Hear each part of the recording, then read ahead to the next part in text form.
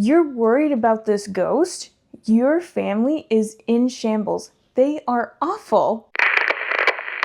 Hello, book besties. Welcome back to my channel, or welcome if you are new here. My name is Kiera, and I'm so happy to have you here.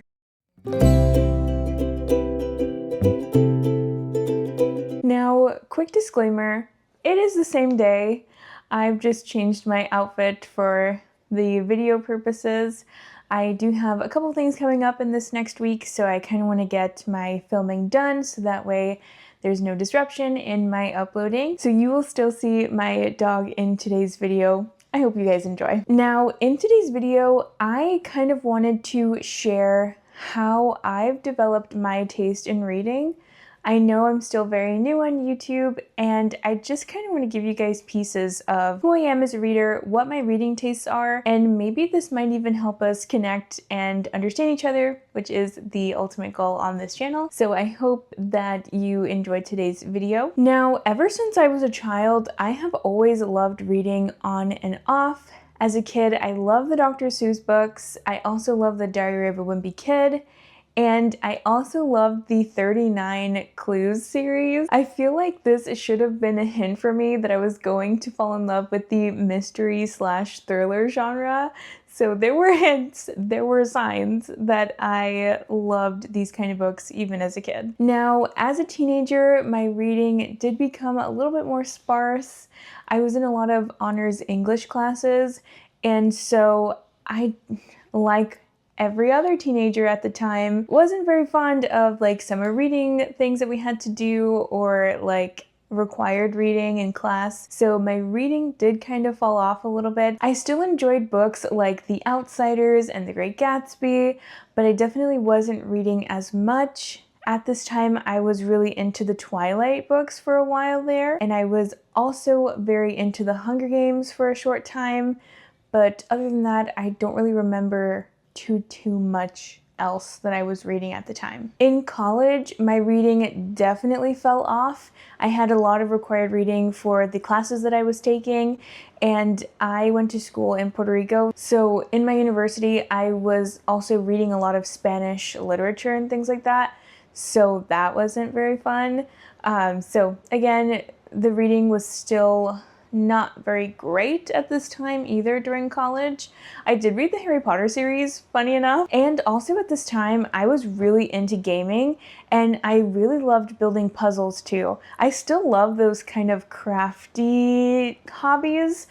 I just don't love them as much as I love reading now. Now, after I got out of college and moved to New York, this is where I really got back into reading. I got this job at a local library, and I remember reading Gone Girl by Gillian Flynn, and my reading journey just took off after that. I remember the stress of reading that book, and that really got me so addicted to the thriller series. I went on to read books like The Silent Patient by Alex Michaelides. I read books like We Were Liars. I read Verity. I also had like a really weird phase where I was reading Colleen Hoover books. I don't really read a ton of romance, and I don't particularly enjoy a lot of Colleen Hoover books, so I have no idea where this came from. I think I just loved Verity and tried to like sample some of Colleen Hoover's other books, and then quickly realized that Verity was very different from her other stuff. So that was very short-lived, but I did have like a little Colleen Hoover phase for a second. And then after reading those kind of books, I joined TikTok and Book Talk for the first time. I wasn't making videos, I was mostly just watching videos, and that was when I was introduced to ACOTAR. This was my first romantasy series, my first fantasy series, and I absolutely devoured ACOTAR. Now, let me say this though, I am a little bit weird when it comes to series. It takes a lot to get me to want to read a series and to commit to a series. So if I say that I like a series, it holds a little bit of weight because I really I am so fast to stop a series if I'm not enjoying it, because I have trouble kind of committing to an entire book series. But I will say, when I first picked up ACOTAR, I read like the first 3 books. I read up until ACOWAR and stopped because I didn't really like the sound of the last 2 books. So I did stop there. I went into Fourth Wing, absolutely devoured Fourth Wing, like all 3 books all in one sitting. So good. This was like around the time that Onyx Storm had just released, so it was great. I got to read all of them at once. Love that series. Then I went into Quicksilver, DNF'd Quicksilver, because at this point I was kind of like, oh, maybe not every romantasy is as good as these other 2. And from that point, I realized that I'm a mood reader and I needed to break up and go into different genres and things like that. So long story short, I did end up going back and rereading ACOTAR, and I did finish the entire series, and my hunch was kind of right. I did like the first 3 a lot more than the last 2 books. If you can even count the, like, A Court of Frost and Starlight. I'm so sorry if that's not the right title. I don't even know if you can really count that, because that was kind of like a novella instead of an actual novel. Regardless, I was absolutely right about that hunch. For me, like, the first 3 ACOTAR books are better than the last 2. Anyways, I digress. Oh, before I kind of jump off from this topic, at the time that I was really, like, enveloped by the romantasy genre, I also tried getting into the Zodiac Academy series. I read up until book 5 and also stopped there. Honestly, I can't really give you a definite answer of why I stopped reading Zodiac Academy. I think the ending of book 4, I think I did actually finish book 5. The ending of book 4 or 5, whichever it was, made me so angry that I just took a break and I just haven't gotten back since. I had plans to finish it, but at this point, like I said, I'm like starting to realize that I'm a mood reader, and I was just kind of fatigued by the romantasy genre. So I pivoted and went into my next favorite genre, which is horror. So I'd say, like, my strongest genre is thriller, then horror, then romantasy. Anyways, I digress. Oh my gosh, I'm getting so distracted today. So let's dive into horror real quick, because this genre also shaped my taste as a reader. For me, the horror genre was something that I got really into last year. My favorite book ever, I think I can really say that confidently now. My favorite book ever is probably We Used to Live Here by Marcus Kluwer. This is a horror book. The reason why I love this book is because it kind of gave the movie Coraline type of vibes. And I don't want to say in terms of plot that's what it gives, because the 2 plots are very, very different. But the feelings that I got from watching Coraline as a kid is the same feelings that I got from reading We Used to Live Here. It's so random, but like, if you read this book and watch the movie, tell me if you agree, because I feel like I'm onto something here, but I haven't heard anybody else compare these 2. At this time, I also read books like Diavola. And I'm so sorry if I'm mispronouncing that. I think people say that this is like one of the scariest books that they've read, and I disagree. I think the scariest part of this book is the family and how dysfunctional they are. Like, this book, for me, I think I gave it like 3 stars. It wasn't bad by any means, but I was just like, you're worried about this ghost? Your family is in shambles. They are awful. So I was like, I don't know, I feel like the family drama is a little bit scarier than the actual horror in this book. But that could just be a me thing, so again, I digress. After I finished Diavola, I just realized that I needed another pivot.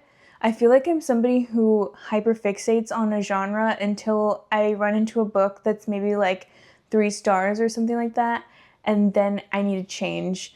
Like, I will just hyperfixate and read like a bunch of horrors in one sitting, and then like a horror or something will fall off for me or be like 3 to 4 stars, and then I like change and hyperfixate on the next genre.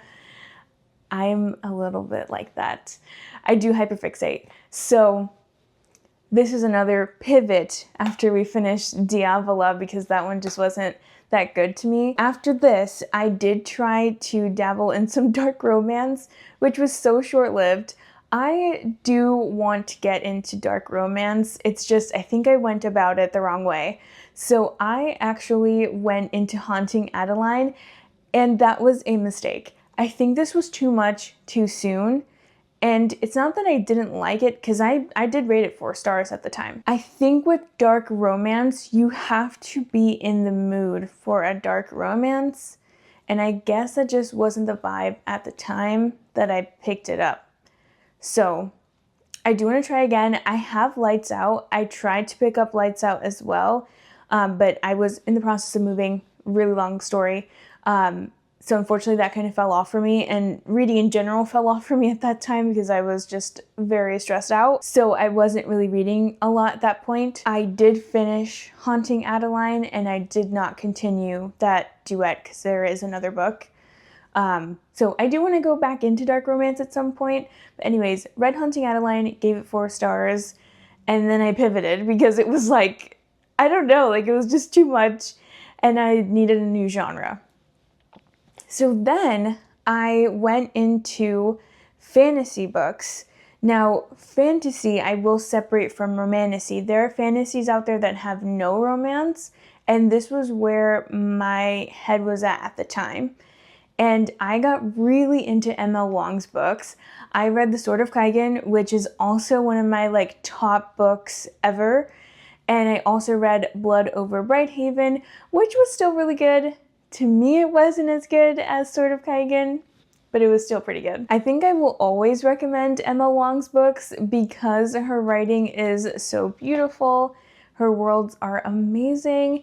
And to me, she touches, yes, on things that are in the fantasy genre, like other worlds and powers and cool things like that.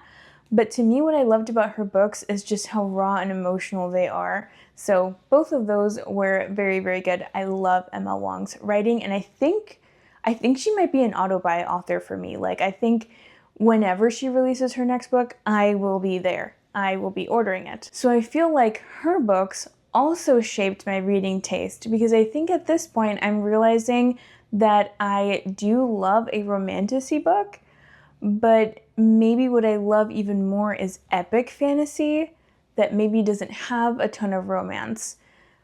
So at this point, my taste is still evolving. So then after that, I thought I would kind of dabble in YA fantasy, and I didn't have a ton of luck there. At this point, I tried to pick up the Once Upon a Broken Heart trilogy.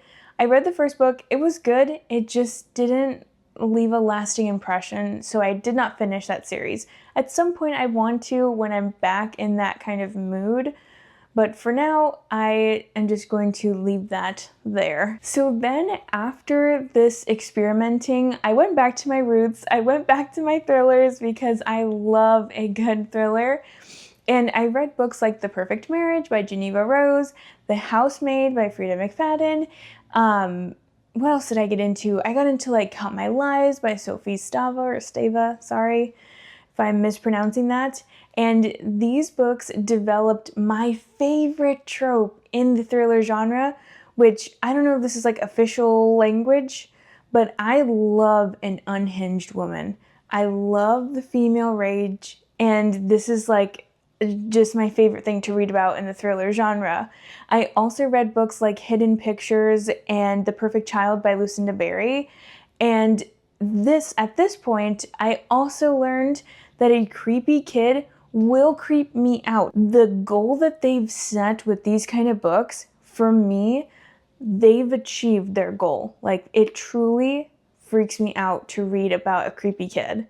And those 2 books are amazing, both 5 stars. So I would say that this collection of a whole of unhinged women and creepy children also then evolved my taste as well. It refined my reading taste too, so I would say that these books as well kind of shaped my reading taste. The end of 2025 and the beginning of 2026 was when I moved from New York to Florida. So at this point, I'm still reading books, but for some odd reason, I really felt like experimenting. So I read books like The Nightingale by Kristen Hanna, which is a historical fiction. Absolutely love that book. It left me in tears, and I can't wait to pick up another Kristen Hanna book. But that one was amazing. If you've never heard of it, it's a historical fiction about two sisters leading extremely separate and different lives throughout World War II in Nazi-occupied France. It is so good. I definitely recommend, and I think it has a movie coming out as well. Then I also picked up an Andy Weir book called Project Hail Mary. This one I picked up in early 2026 because I wanted to watch the movie coming out, and it was so good too. So funny and approachable. Love this, and it also opened my eyes to sci-fi, and now I am more willing to read more sci-fi books. Like I really want to read Red Rising by Pierce Brown. That's on my list to read this year. And I don't think I would have been as open to doing something like that if I hadn't read Project Hail Mary. So I also think for that reason, this book also changed and shaped my reading taste. And now this brings me into my taste today, because I did another pivot just a couple months ago. A couple months ago, I picked up the Boys of Tommen series. This book also changed how I read, or this series, sorry, because it's multiple books. This series is one of my favorite series that I've ever read, and it is a romance series. So again, another pivot for me. But reading this series really opened my eyes. And I think after I read this series, I kind of realized that what I look for in books is emotional pull. I want a book to make me cry. I want a book that's going to grip me emotionally, and I want a book that's going to sit with me for weeks after I'm done reading it. So that's why I also put Boys of Tommen on this list. I think it truly did change the way that I review books, if that makes sense. It refined my tastes a little bit. I hope now you have more of an understanding of my tastes as a reader. I hope that maybe you can relate a little bit more to me and understand maybe my rating system or how I review books. Or maybe we can just become a little bit closer because now you are a little bit more aware of what I like to read and the different books that have shaped my taste as a reader. Alrighty guys, and that is going to wrap up today's video. If you enjoyed today's video, please leave me a comment down below. I would love to know some of the books that have shaped your reading taste. What are your all-time favorite books? I would love to add those to my TBR. If you like this video, please also leave it a like. And if you wouldn't mind, I would also really appreciate it if you would subscribe to my channel. It would mean so much to have you stick around. All right, and I will see you all in the next one. Bye, besties!